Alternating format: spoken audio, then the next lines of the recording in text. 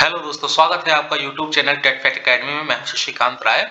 आज के वीडियो में हम बात करने वाले हैं गणित से संबंधित महत्वपूर्ण अवधारणा पर आधारित बहुविकल्पीय प्रश्नोत्तरी की पार्ट 3। इससे पहले हम पार्ट 1 पार्ट 2 जो है अपलोड कर चुके हैं और ये है पार्ट 3। और आगे भी ऐसे जब तक ये खत्म नहीं जाएगा तब तक ये चलता रहेगा। और ये जो प्रश्नोत्तरी है ये आपके केंद्रीय शिक्षक पात्रता परीक्षा 2020-21 या अन्य शिक्षक पात्रता परीक्षा के लिए बहुत ही उपयोगी सिद्ध हो सकता है। तो वीडियो को स्किप मत करिएगा, वीडियो को पूरा देखिएगा और अंत तक देखिएगा। तो आइए शुरू करते हैं अपना आज का प्रश्नोत्तरी कार्यक्रम और लेते हैं पहला प्रश्न।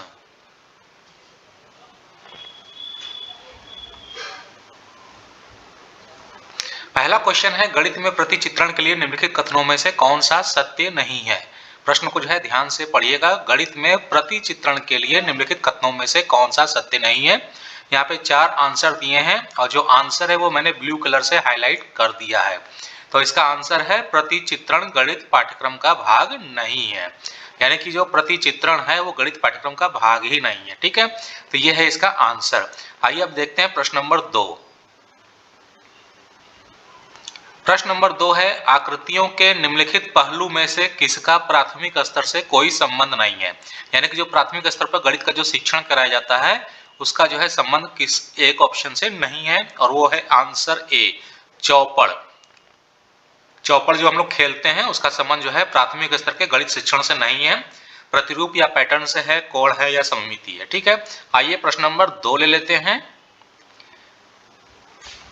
क्वेश्चन नंबर 3 प्रश्न नंबर 3 ले लेते हैं। कक्षा 2 के विद्यार्थियों को एक शिक्षक योग या जोड़ सिखा रहा है। निम्नलिखित में से कौन सी युक्ति का अनुसरण सर्वाधिक उपयुक्त है। तो आंसर ए में लिखा है कक्षा 2 में शाब्दिक प्रश्नों को न कराया जाए, और बी में है शाब्दिक प्रश्नों का प्रयोग केवल मूल्यांकन हेतु किया जाना चाहिए, और सी में है योग को शाब्दिक प्रश्न द्वारा प्रस्तुत करना चाहिए। यही सही आंसर है कि कक्षा 2 में शिक्षक योग जोड़ जब सिखाता है तो जो सबसे बड़ी युक्ति, जो अच्छी युक्ति है उपयोग करनी चाहिए, वो है योग को शाब्दिक प्रश्न द्वारा प्रस्तुत करना चाहिए। आइए प्रश्न नंबर 4 ले लेते हैं। प्रश्न नंबर 4 है, गणित में त्रुटियों की एक महत्वपूर्ण भूमिका है। गणित में त्रुटियों की एक महत्वपूर्ण भूमिका है, यह कथन है। ये सही है कि गलत है ये बताना है। इसका ऑप्शन ए है गलत, क्योंकि गणित में त्रुटियों का कोई स्थान नहीं है। ऑप्शन बी है गलत, क्योंकि त्रुटियां लापरवाही दर्शाती हैं। और ऑप्शन सी है सही, क्योंकि यह बोध कराती है कि बच्चे गणित की अवधारणा की किस प्रकार रचना करते हैं। तो यही सही आंसर है। आइए अब अगला प्रश्न ले लेते हैं।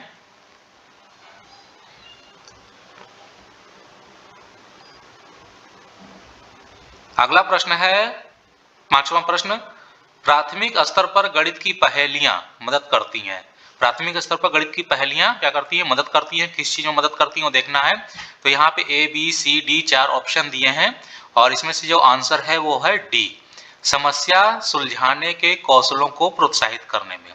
तो प्राथमिक स्तर की जो गणित पहेलियां बच्चों को जो है सिखाई जाती हैं वो बच्चों को क्या करती हैं, समस्या सुलझाने के कौशलों को जो है प्रोत्साहित करती हैं।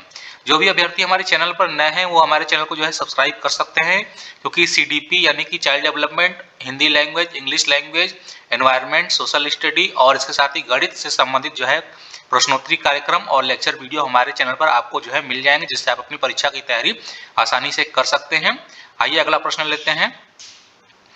अगला प्रश्न है, गणितीय संचारण उल्लेख करता है। गणितीय संचारण उल्लेख करता है, किस चीज का उल्लेख करता है। तो आंसर है ए, गणितीय विचारों को समाहित और संगठित करने की क्षमता का। ठीक है, तो गणितीय विचारों को समाहित और संगठित करने की क्षमता का जो है उल्लेख कौन करता है, गणितीय संचारण। आइए अगला प्रश्न लेते हैं। अगला प्रश्न है, प्राथमिक स्तर पर गणित की पुस्तकों की सबसे अधिक महत्वपूर्ण विशेषता निम्नलिखित में से कौन सी है। प्राथमिक स्तर पर जो गणित की पाठ्य पुस्तक होती है उसकी सबसे महत्वपूर्ण विशेषता क्या होती है। तो इसमें जो है आंसर है डी, जो संकल्पों को जो है क्या करते हैं, मूर्त से अमूर्त रूप में प्रस्तुत किया जाना चाहिए।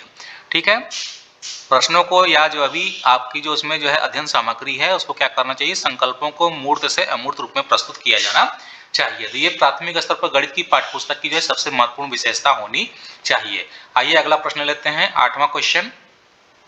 ज्यामितीय समझ को विकसित करने के लिए, प्राथमिक स्तर पर ज्यामितीय समझ को विकसित करने के लिए निम्नलिखित में से कौन सा श्रेणी क्रम सही है। आइए ऑप्शन देख लेते हैं।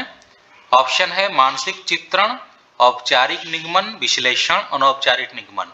और बी है मानसिक चित्रण, विश्लेषण, अनौपचारिक निगमन और औपचारिक निगमन। तो ये आंसर इसका जो है कौन सा है, बी है। इसको आप याद कर लीजिएगा, इसका जो क्रम है बिल्कुल उसको जो है याद कर लीजिएगा, क्योंकि प्राथमिक स्तर पर ज्यामितीय समझ का जो क्रम है वो ये फिक्स है। ठीक है, आइए अगला प्रश्न लेते हैं। अगला प्रश्न है, निम्नलिखित में से कौन सा कथन सही है? संख्या 9 के बाद 0 का परिचय दिया जाना चाहिए, स्थानीय मान सिखाते समय समय 0 का परिचय दिया जाना चाहिए, पढ़ाई जाने वाली प्रथम संख्या 0 होनी चाहिए, या बच्चों में संख्या ज्ञान विकसित होने के बाद 0 का परिचय दिया जाना चाहिए। तो इसका आंसर है डी, बच्चों में संख्या ज्ञान जब विकसित हो जाए तो उसके बाद 0 का परिचय दिया जाना चाहिए, ताकि वो 0 को समझ सके, क्योंकि 0 को तो गिन नहीं सकते, इसलिए जो है इसको बाद में पढ़ाया जाता है, संख्या ज्ञान विकसित होने के बाद। और आइए अब ले लेते हैं प्रश्न नंबर 10। कक्षा 1 और 2 के गणित शिक्षण और अधिगम के लिए निम्नलिखित में से कौन सा सही है? ठीक है, 1 और 2 में जो गणित शिक्षण और अधिगम होता है उसमें से कौन सा सही है? तो इसका आंसर है सी, गणित का अन्य विषयों जैसे कि भाषा, कला इत्यादि से समाकलन किया जाना चाहिए। ठीक है, तो ये इसका जो है आंसर है। आइए प्रश्न नंबर 11 ले लेते हैं, और ये आखिरी प्रश्न है। प्रश्न नंबर 11 है, अंक गणित की 4 मूलभूत संक्रियाएं होती हैं। तो सबको मालूम है अंक गणित की 4 मूलभूत संक्रियाएं कौन कौन सी हैं? योग, घटाना, गुणा और भाग। ठीक है, तो आज का जो है प्रश्नोत्तरी कार्यक्रम यहीं पर जो है हम समाप्त कर रहे हैं, और जल्द ही अपने नए वीडियो के साथ पुनः आपके सामने उपस्थित होंगे। तब तक के लिए इजाजत दीजिए, धन्यवाद।